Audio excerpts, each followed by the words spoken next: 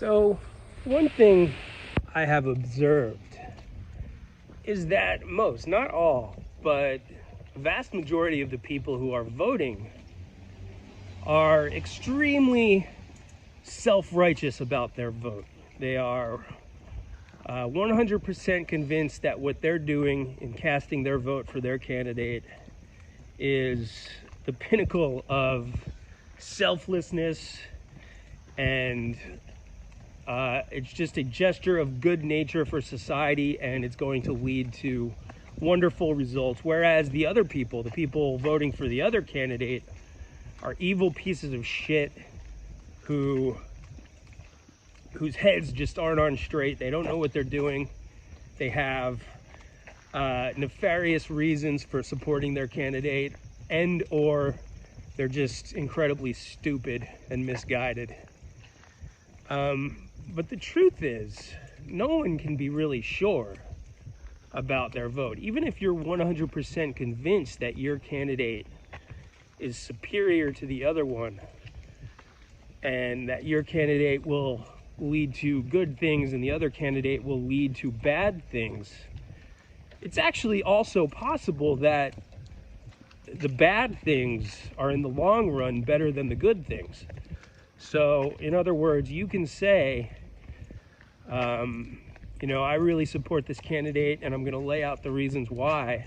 And you might be making a good case, but maybe, just maybe, the country needs and deserves the bad things to happen.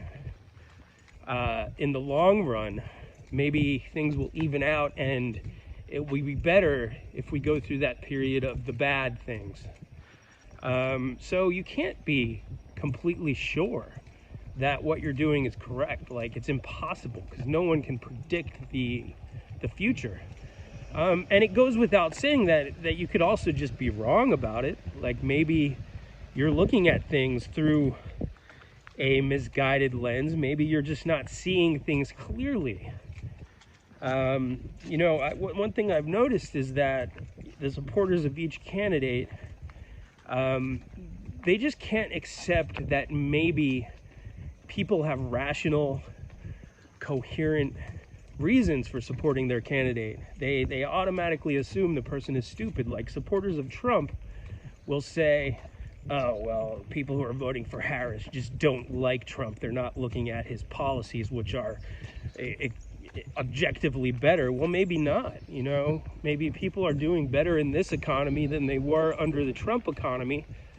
The economy is not like a zero-sum game. There's going to be, in any economic framework, there's going to be some people who are winners and some people who are losers.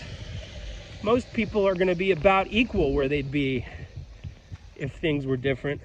But there's going to be winners and losers. So there could very well be people that are looking at the economic climate and saying, it's just been better for me under Democrats, under Biden and Harris, and I want to continue with that. And then there could be people that have suffered who are looking at it and saying, this has been terrible for me and I need a change. I need to go back to Trump. I was doing better during those 4 years.